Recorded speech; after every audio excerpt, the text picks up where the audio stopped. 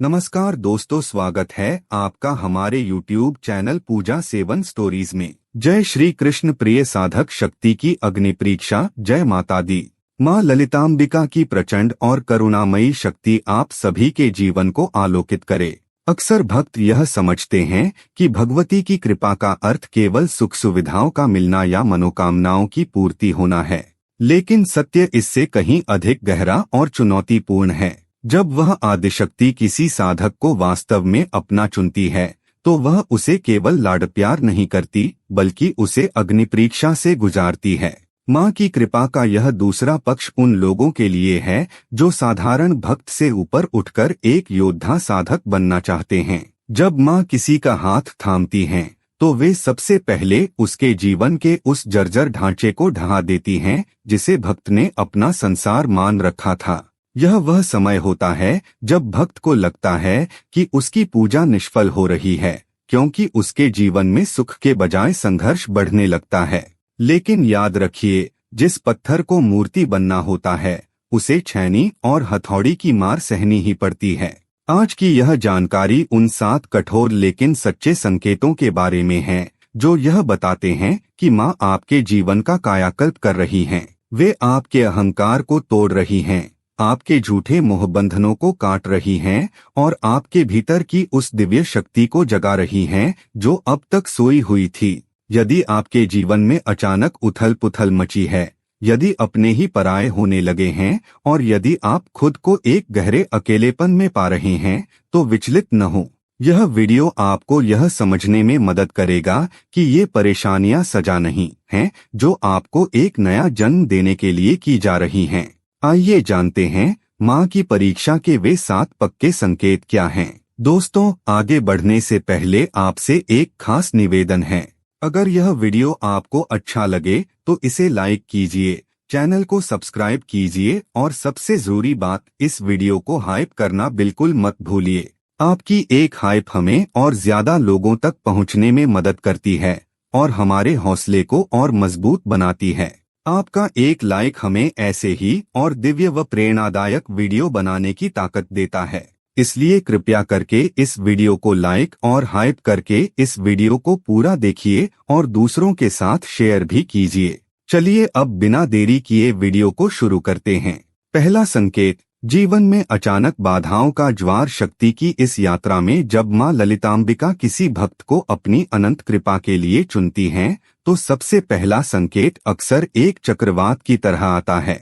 यह वह पड़ाव है जहां भक्त सबसे अधिक विचलित और भ्रमित होता है। अचानक उसे ऐसा प्रतीत होने लगता है कि जीवन की हर राह अवरुद्ध हो गई है। जिस कार्य को वह सरलता से कर लेता था, उसमें अप्रत्याशित बाधाएं आने लगती हैं।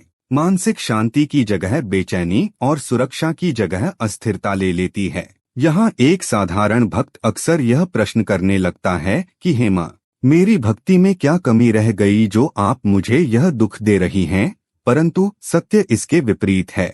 यह कोई दंड नहीं, बल्कि माँ की परम दयालुता है। जब माँ किसी का हाथ थामती हैं, तो वे सबसे पहले उसके उन प्रारब्ध कर्मों को उखाड़ फेंकती हैं जो उसके आध्यात्मिक विकास की जड़ें काट रहे थे। वे भक्त के जीवन की उस धूल को झाड़ रही होती हैं जिसे उसने वर्षों से सुख समझकर संजोया था। यह बाधाएं दरअसल भक्त के पुराने संचित पापों और ऋणों के कटने का मार्ग हैं। माँ चाहती हैं कि उनका भक्त जब उनके सम्मुख खड़ा हो तो वह पूर्णतः निर्मल और बेदाग हो। जैसे सोने को अपनी अशुद्धियां त्यागने के लिए धधकती भट्टी से गुजरना पड़ता है, वैसे ही एक सच्चा साधक इन बाधाओं की अग्नि में तपकर कुंदन बनता है। यदि आपके जीवन में भी अचानक संघर्ष बढ़ गया है और आपके प्रयास विफल हो रहे हैं, तो रुकिए और विचार कीजिए। यह संकेत है कि माँ ने आपके जीवन के कूड़े कचरे को साफ करने का जिम्मा स्वयं ले लिया है। वे आपको उस कंफर्ट जोन से बाहर धकेल रही हैं जहां आप रुक गए थे। यह उथल पुथल इस बात का पक्का प्रमाण है कि माँ की दिव्य दृष्टि आप पर पड़ चुकी है और वे आपको एक साधारण इंसान से उठाकर एक अजेय योद्धा बना रही हैं। दूसरा संकेत, झूठे संबंधों का अंत और सामाजिक छंटनी। शक्ति की इस अग्नि परीक्षा में जब माँ ललितांबिका किसी भक्त का हाथ थामती हैं, तो दूसरा संकेत अत्यंत पीड़ादायक किंतु आवश्यक होता है, झूठे और स्वार्थी रिश्तों का अचानक टूटना।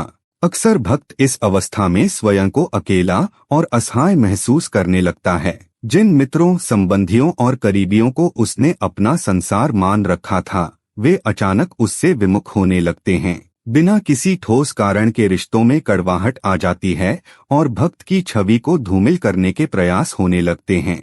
परंतु यह भक्त के लिए माँ का अदृश्य सुरक्षा कवच है। जब माँ किसी को अपनाती हैं, तो वे सबसे पहले उन दीमकों को हटा देती हैं जो भक्त की ऊर्जा और समय को सोख रहे थे।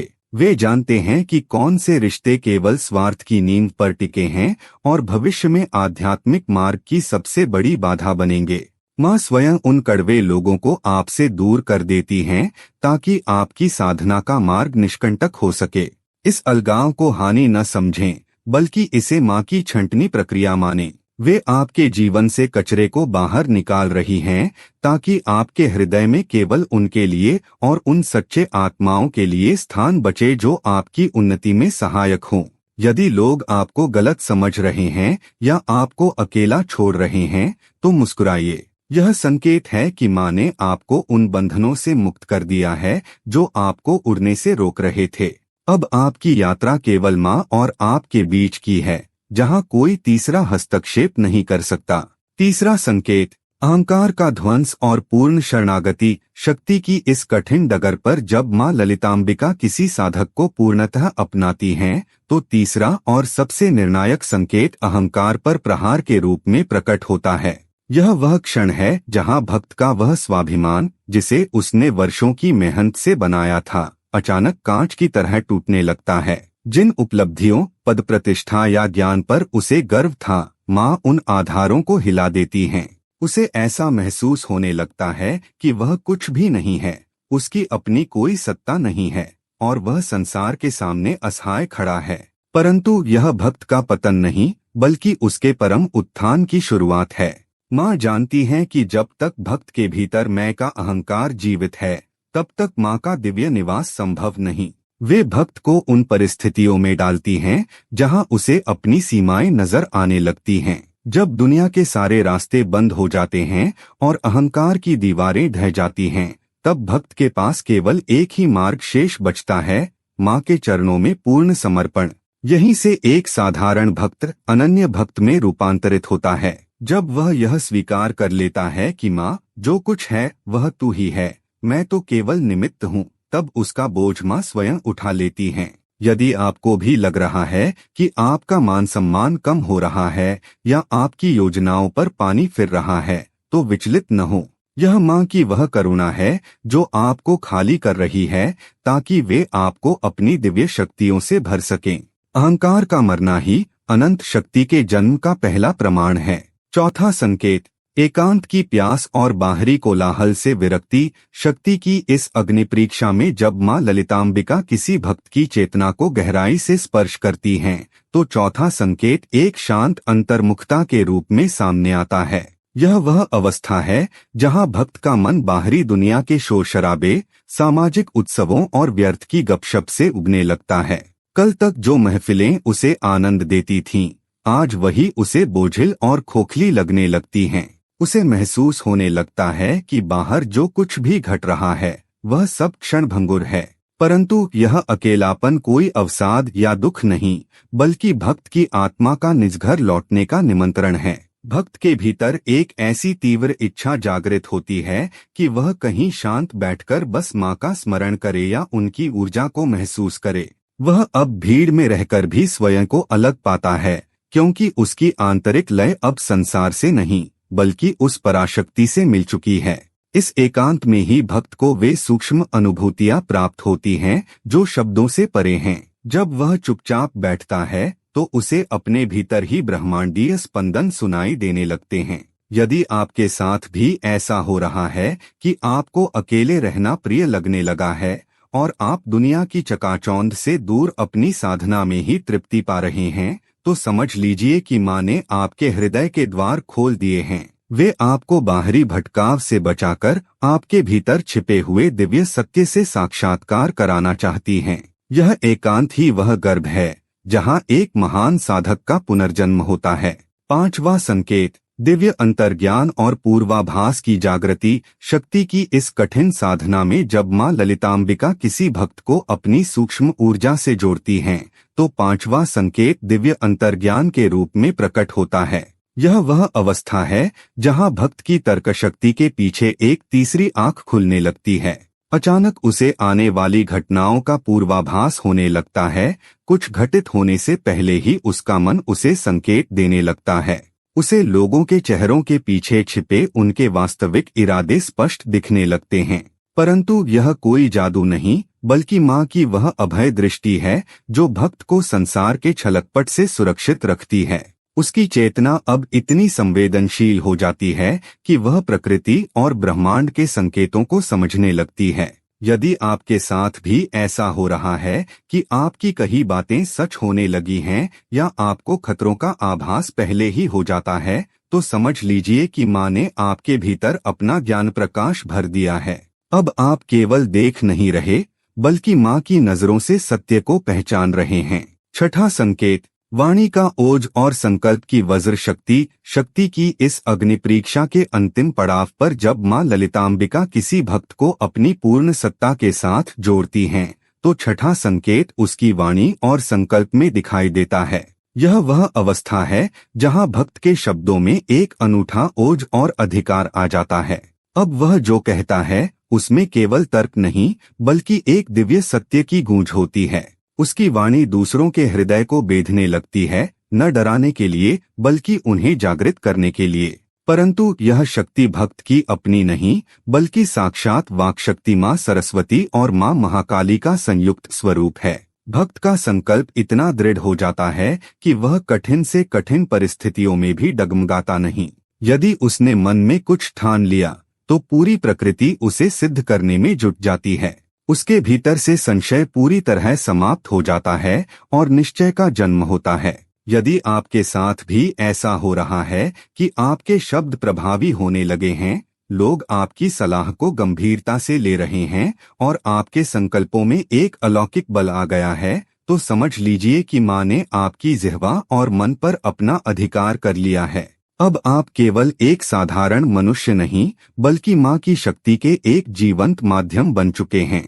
आपकी वाणी अब जगत का कल्याण करने के लिए मां का यंत्र बन गई है। सातवां संकेत, स्वयं का विसर्जन और भगवती स्वरूप का उदय। शक्ति की इस कठिन और पवित्र अग्नि परीक्षा के चरमोत्कर्ष पर जब मां ललितांबिका भक्त को पूरी तरह अपना लेती हैं, तो सातवां संकेत स्वयं के मिट जाने के रूप में आता है। यह वह परम अवस्था है जहां भक्त और भगवान के बीच की दूरी समाप्त हो जाती है। अब साधक को बाहर किसी मंदिर या मूर्ति में मां को खोजने की आवश्यकता नहीं रहती, क्योंकि उसे अपने ही हृदय की हर धड़कन में मां का स्पंदन सुनाई देने लगता है। उसके भीतर का छोटा मैं या अहंकार पूरी तरह भस्म हो जाता है और केवल मां शेष रह जाती हैं। भक्त का स्वभाव अब साक्षात करुणा और निर्भयता का केंद्र बन जाता है। वह दुनिया को देख तो रहा है, लेकिन अब वह दुनिया के सुख दुख से विचलित नहीं होता। उसकी दृष्टि में हर जीव, हर कण और हर परिस्थिति मां का ही रूप बन जाती है। यदि आपके भीतर एक ऐसा अखंड आनंद और अटूट शांति उतर आई है जिसे दुनिया की कोई भी ताकत छीन नहीं सकती, तो समझ लीजिए कि मां ने आपके हृदय को अपना सिंहासन बना लिया है। अब आप स्वयं भगवती की चेतना का विस्तार बन चुके हैं। यह संकेत नहीं, बल्कि इस जन्म की सबसे बड़ी सिद्धि है, जहां भक्त और शक्ति एक हो गए हैं। उम्मीद करते हैं कि आपको इस वीडियो से कुछ नया जरूर सीखने को मिला होगा। आपको वीडियो कैसी लगी हमें कमेंट बॉक्स में जरूर बताएं। अगर वीडियो के दौरान मुझसे कोई गलती हो गई हो तो मैं माफी चाहता हूं। दोस्तों, हमारे चैनल पर और भी अच्छी वीडियोस है, उन्हें भी जाकर आप जरूर देखें। लिंक जो है वह आप डिस्क्रिप्शन बॉक्स में चेक कर सकते हैं। जो अक्सर डेली हमारी वीडियोस देखते हैं, उन सभी का दिल से शुक्रिया। दोस्तों, अगर आपको ये वीडियो अच्छा लगा तो कृपया करके वीडियो को लाइक करें और वीडियो को हाइप जरूर करें और कमेंट बॉक्स में हर हर महादेव जरूर लिखें और वीडियो को शेयर जरूर करें और चैनल को सब्सक्राइब करें। धन्यवाद। ओम नमः शिवाय। यहाँ यह बताना जरूरी है कि हम किसी भी तरह की मान्यता, जानकारी की पुष्टि नहीं करते हैं। किसी भी जानकारी या मान्यता को अमल में लाने से पहले संबंधित विशेषज्ञ से सलाह लें। वीडियो को अंत तक देखने के लिए आप सभी का बहुत बहुत धन्यवाद।